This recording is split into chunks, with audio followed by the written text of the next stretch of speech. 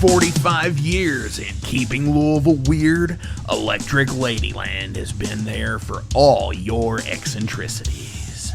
While they do offer the best smoking supplies out on the market today, there's a whole lot more to check out. From ashtrays and blacklight posters, to records, incense, and burners, and items to stock your metaphysical supply. They're open from 10 to 10, 7 days a week, located at 2325 Bardstown Road in Louisville, Kentucky, and at electricladyland420.com. Roll out.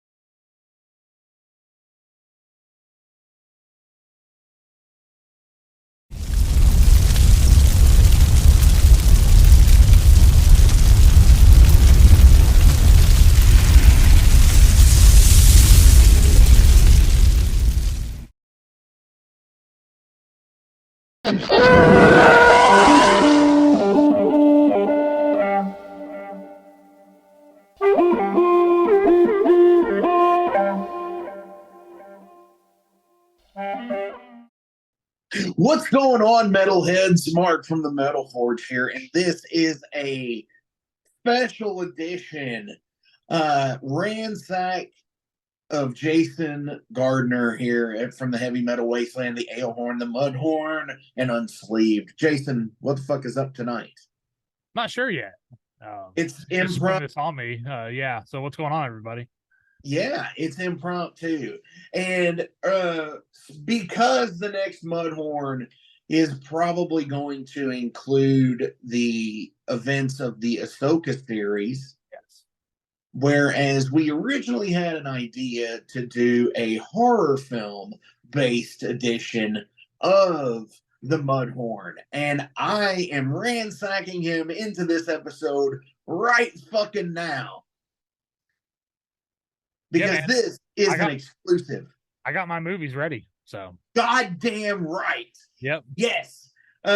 So the object of this game is to pick a film genre in horror, cast it, and write it.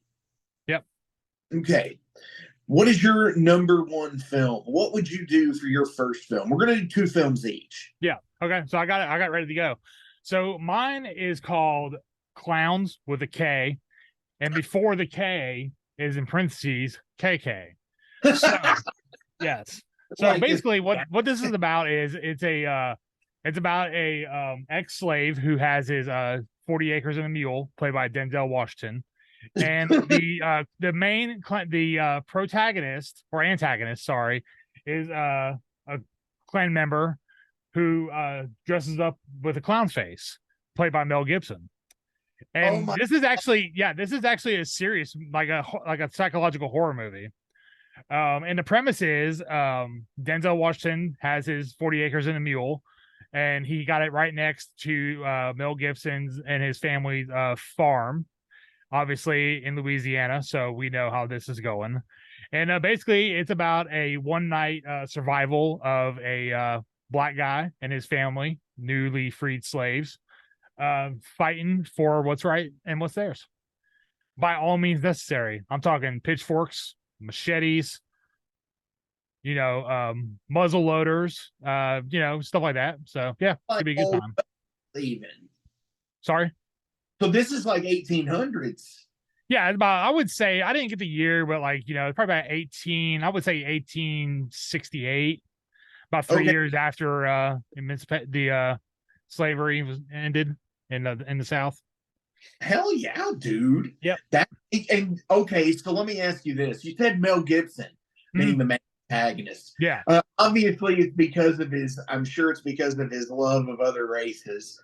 Well, that and I think he would actually do a really good villain if he had to really play one.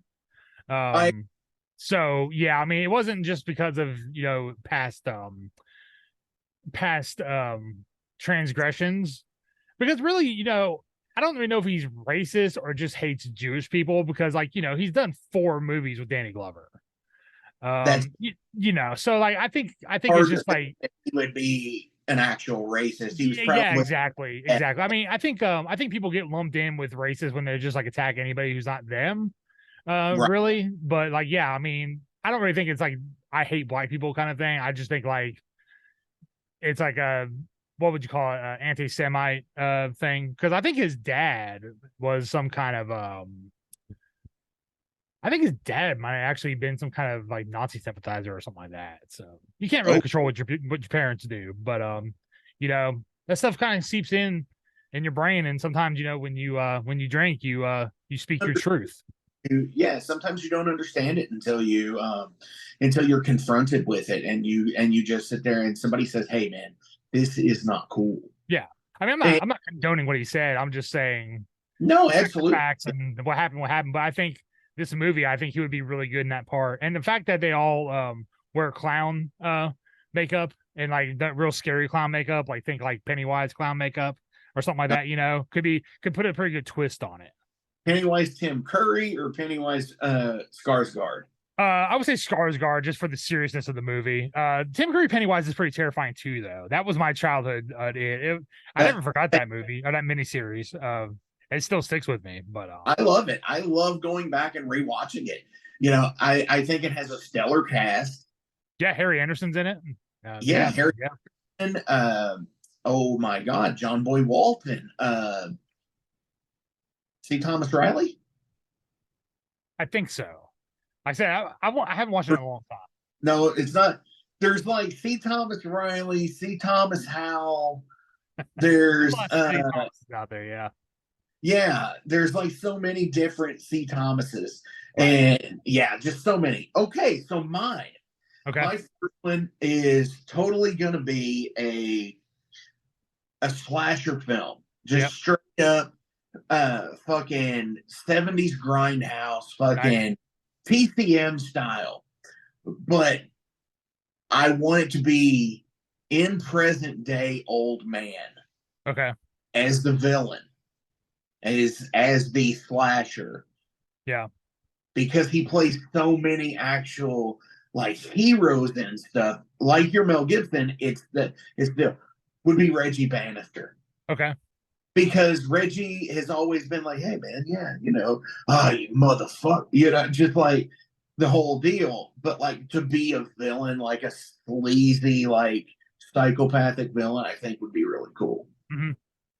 And then somebody to in this day and age, I think the best, like I think people get overused. And one of the people that I don't think gets overused and constantly puts out good roles for a hero, and he's still young enough Yeah. to still be like he could play a mid-20s hero, Mm-hmm. would be uh oh my gosh, Glover. Donald Glover. Yes, Donald Yeah. Glover. Yeah. Not Danny. He's old. Yeah. Yeah. He's too old for that shit. That's exactly right. That's exactly right. But it would be, it would be straight up just because he's a psychopath. Nothing special. It's not supernatural. It is, this dude is fucked up. Right. He is a legitimate fucking take the trophy guy.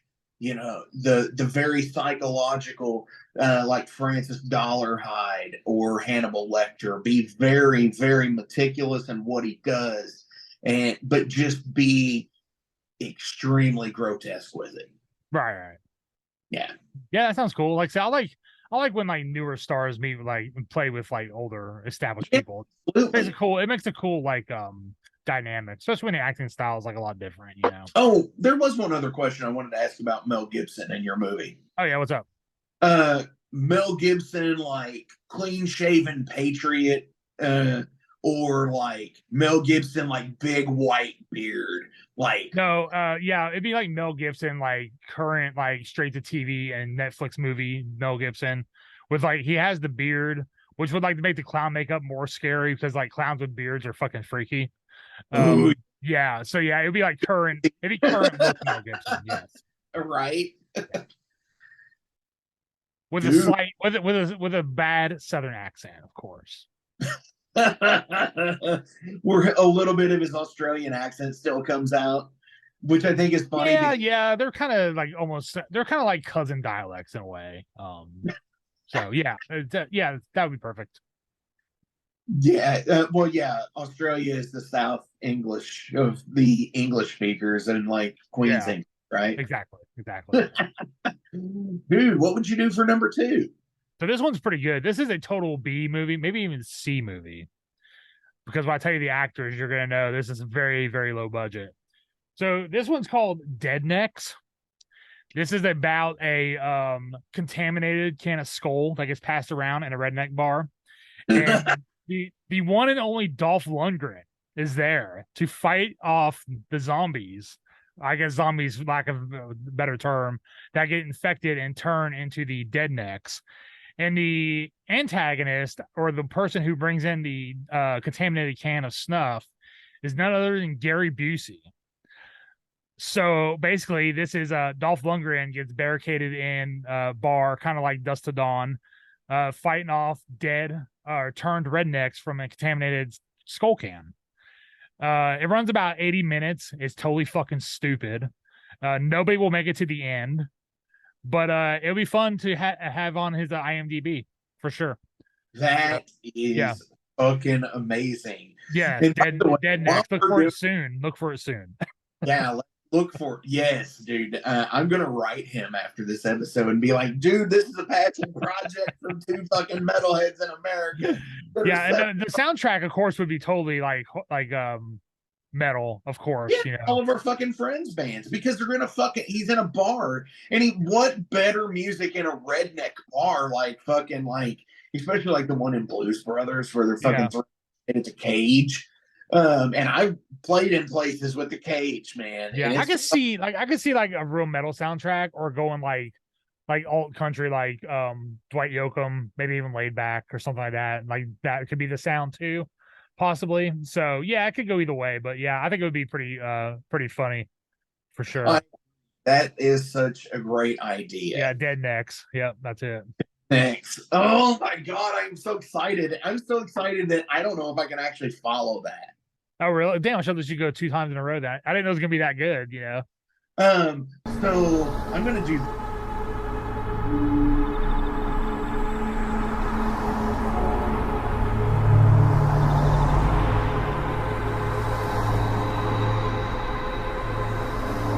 Mama always said there was something out there.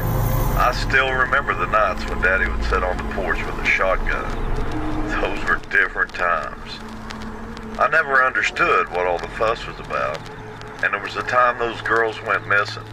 After that, everything changed. Some people said it was the devil. Others said it was the town badass. If you were lucky, you got out. But if you're not, well, that's a whole other story altogether.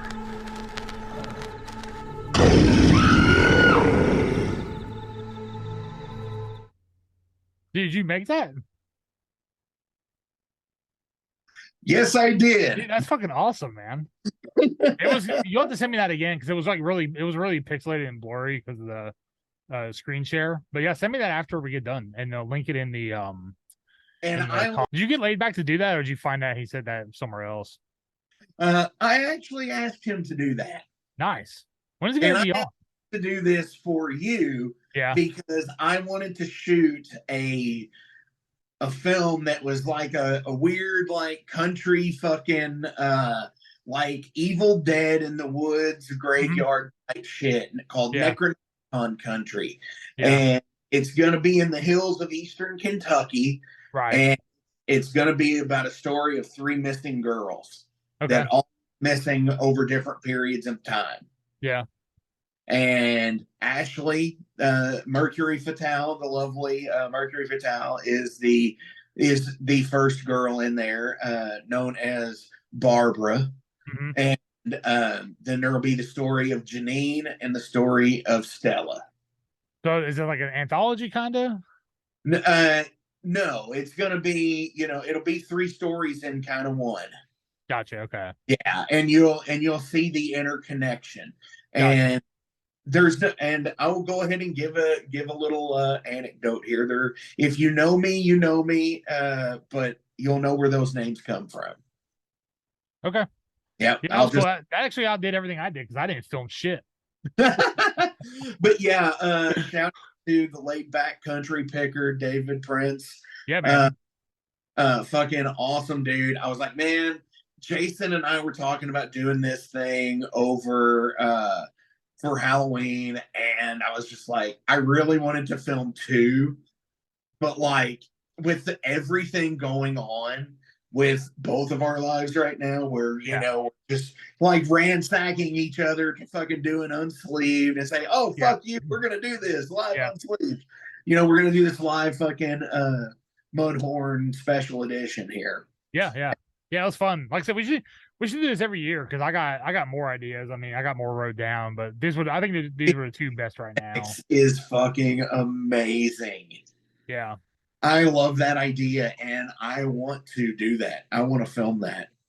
I think we should. I think we really should, and I really want to get into more prop building and filming of just fucking goofy shit. And it doesn't have to be 80 minutes. It doesn't have to be fucking 2 hours. It could be fucking 40 minutes.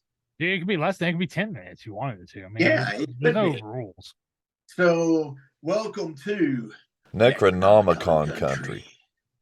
Yes, where the dead necks are right around the corner. Yes. Dolph Lundgren will be there to help you out with his bad puns. Yeah, but here's the thing. It's got to be Dolph Lundgren, but it's like we know he's playing himself. Of course. That's why I said it was like almost like a C movie. Yeah, he is playing Dolph Lundgren. But do you want to hear his big tagline at the end of the movie when he's like fighting Gary Busey's dead neck version? Oh my god, I'm too afraid to ask. But yes, go ahead. It's so bad, but so Dolph. It is fuck you, Buckaroo.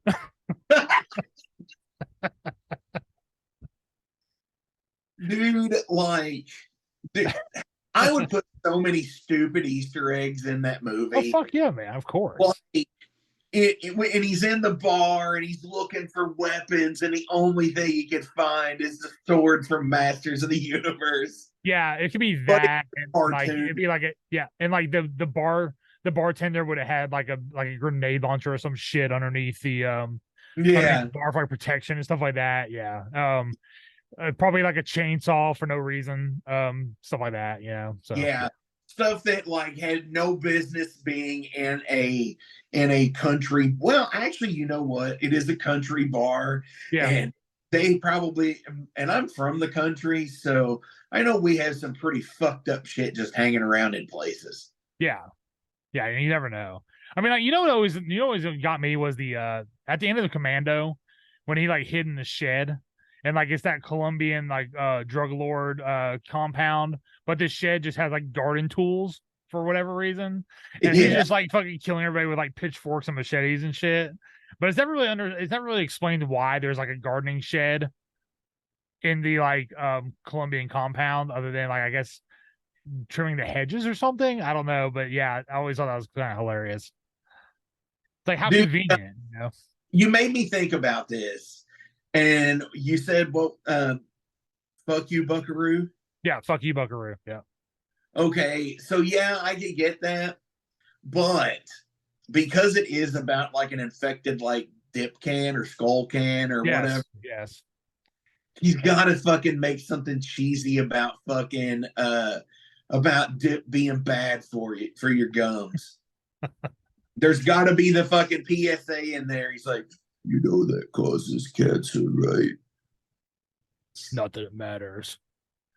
Not that it matters. Who has the power now, motherfucker?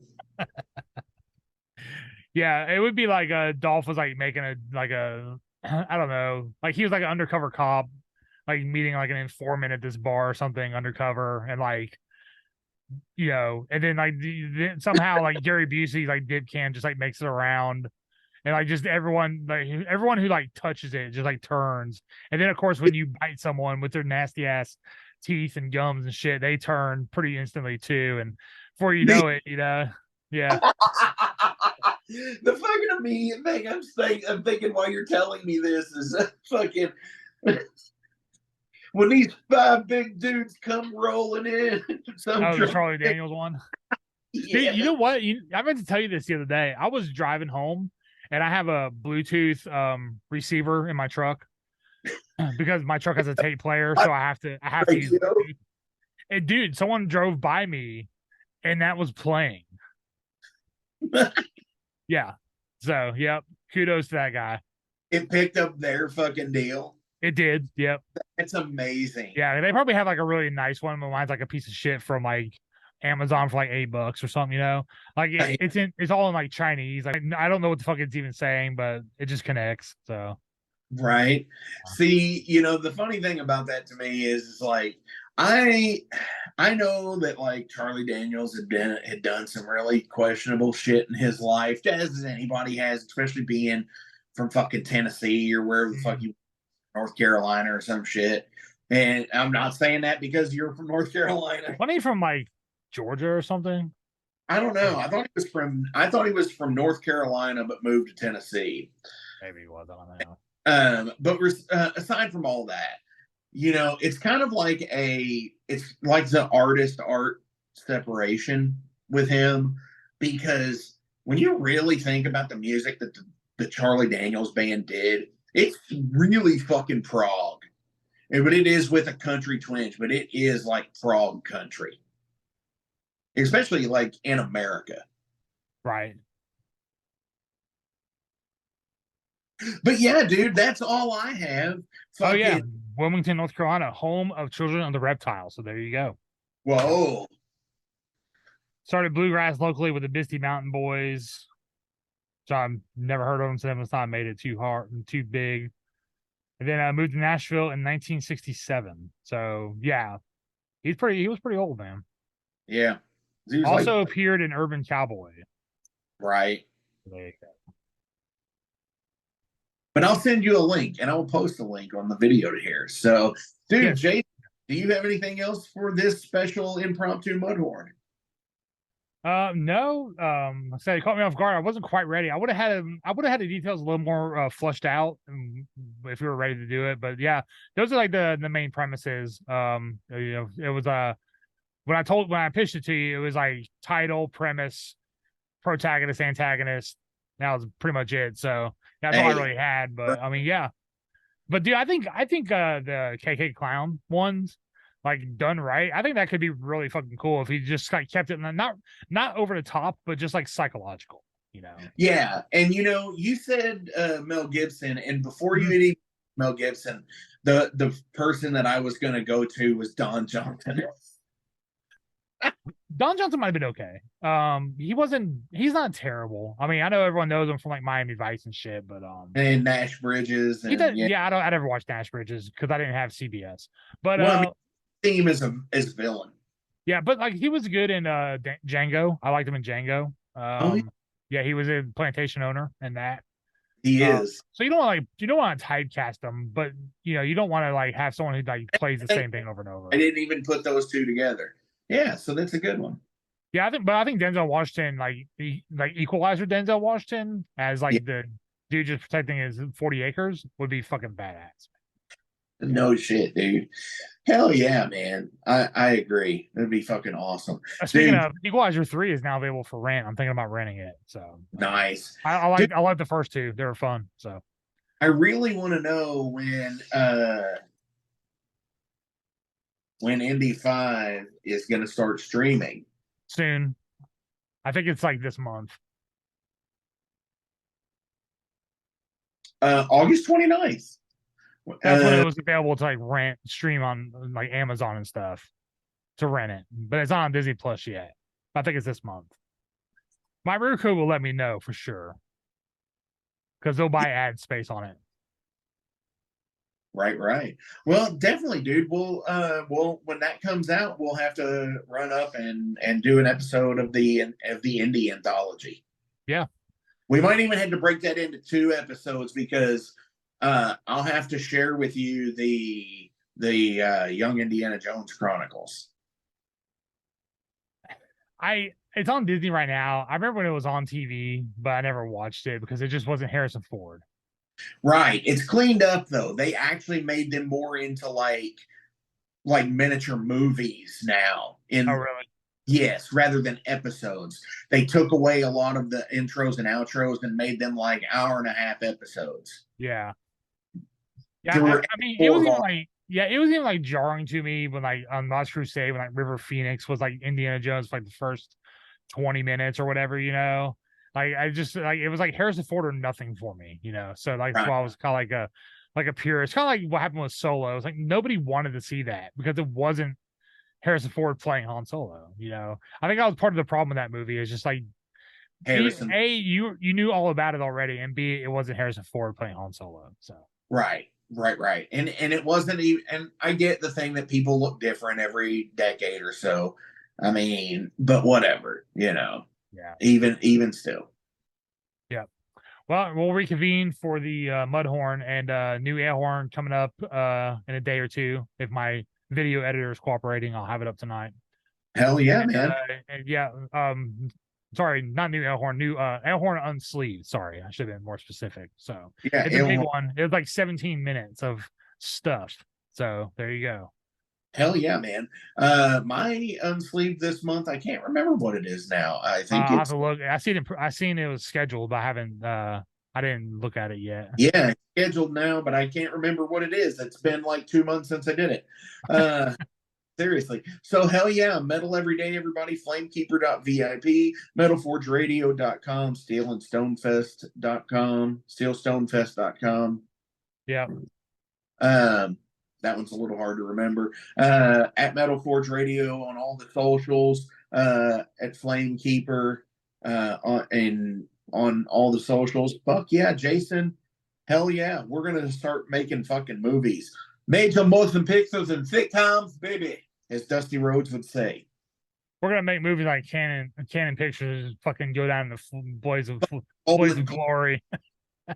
Fucking Golden Globe is filming at the fucking quarry. Dude, I'm gonna say, for that, one of the best fucking pictures I've ever seen from a fucking quarry is the Ace of Spades cover. Yeah. It is a rock quarry. Right. And the sky is fake. It is airbrushed in. Is it? Okay. Yeah, a rainy day. Yeah, whatever works. I mean, yeah. Hey, movie magic, man. Like I said, from Dusty Rhodes, major motion pictures and sitcoms. That's right. So, dude, good to see you. Yep. Hell yeah.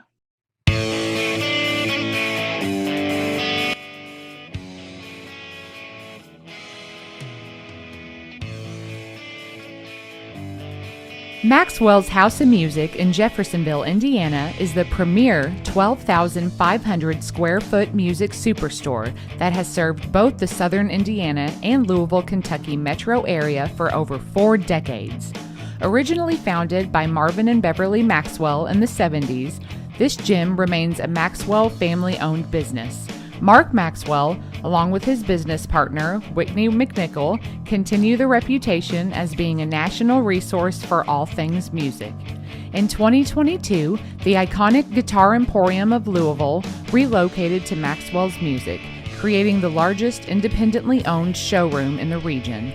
The retail offerings at Maxwell's Music includes a huge selection of guitars, basses, amplifiers, effects pedals, modeling amps, keyboards, drums, banjos, mandolins, ukuleles, sound systems, stage lighting equipment, and accessories. The music education program at Maxwell's is second to none. From private instrument and voice lessons to DG, EDM, recording, songwriting, and music theory, to rock school, weekend warriors, and Maxwell's Music Lab, there is something for every age and every ability level. In Repairland, guitar and instrument repairs and refurbishment are taken care of by the Maxwell's team of expert guitar technicians and luthiers. They also do instrument appraisals. Maxwell's offers installations for professional audio-visual and lighting systems for schools, churches, clubs, VFWs, funeral homes, sports fields, and so much more. There's also rentable space at Maxwell's, from music practice or rehearsal rooms for individuals or bands, all the way to a meeting space and concert venue that seats up to 120. That also includes a professional audio-visual and lighting system and a sound booth. Maxwell's has it all.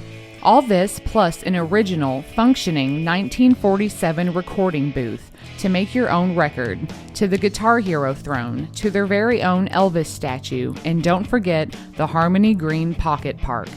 There's a reason Maxwell's House of Music in Jeffersonville, Indiana has been recognized by the National Association of Music Merchants as the #1 award-winning Best Store Design, as well as Top 100 Music Store year after year.